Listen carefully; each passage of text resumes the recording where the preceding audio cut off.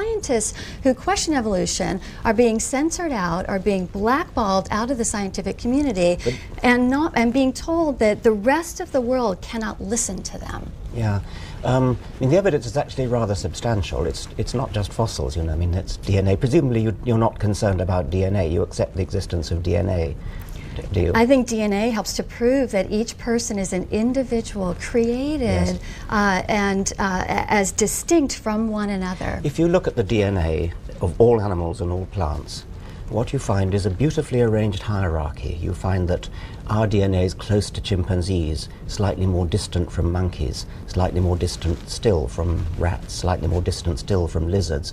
The whole thing falls into a beautiful hierarchical pattern, just like a family tree. It is a family tree.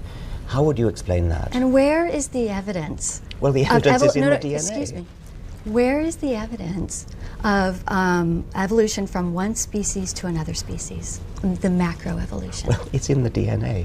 It's in the DNA, it's in the geographical distribution What you're of talking species. about are commonalities, but again, where's the material evidence of evolution from one species to another species? Well, I'm sorry, but we can show you the evidence. All you need to do is read an elementary textbook of biology. It's all there. Well, if evolution had occurred, then surely, whether it's going from birds to mammals or even beyond that, surely there'd be at least one There's a evidence. massive amount of evidence. I'm sorry, but you people keep repeating that like a kind of mantra. There have been many times in which evidence that was brought forward to bolster the idea of evolution turned out to be fraudulent. What's an example of that? So what we argue for is to teach the controversy. Don't censor out the facts that go against evolution, such as the famous pig's tooth, the tooth that was claimed to be an example of a prehistoric man and turned out to just be the tooth of a pig.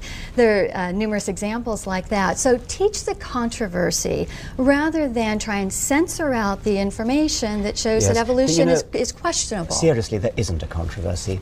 There may be a controversy within evolution about certain details, but the fact of evolution is uncontroversial. I mean, whether you like it or not, we're cousins of chimpanzees, we're slightly more distant cousins of monkeys, etc. I mean, pig's teeth are really irrelevant. Of course you can dig up mistakes and even outright fraud. I mean, the Piltdown hoax was an outright fraud. But that was never used as evidence for evolution. It was just a particular case of somebody in the 1920s who fraudulently made up a fossil. There's no evidence of evolution from one species to another. There's microevolution within a species, but not going from one species to another. Oh, really? And actually, you're the way you have framed this and your very closed-mindedness really is a very good example of the kind of censorship we see within the scientific community that won't even allow discussion about the controversy, that says that we can't even discuss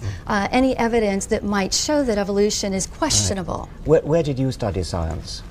Well, see, that's the point. Scientists are now claiming that they're the only ones that can speak on this issue.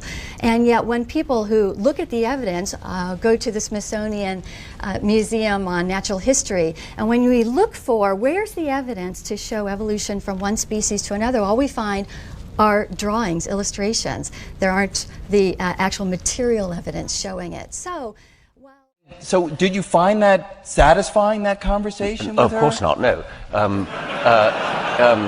But in a way, I mean, she was purporting to be playing by the same rules, because what she kept saying was, show me the evidence, show me the evidence. Right, right. And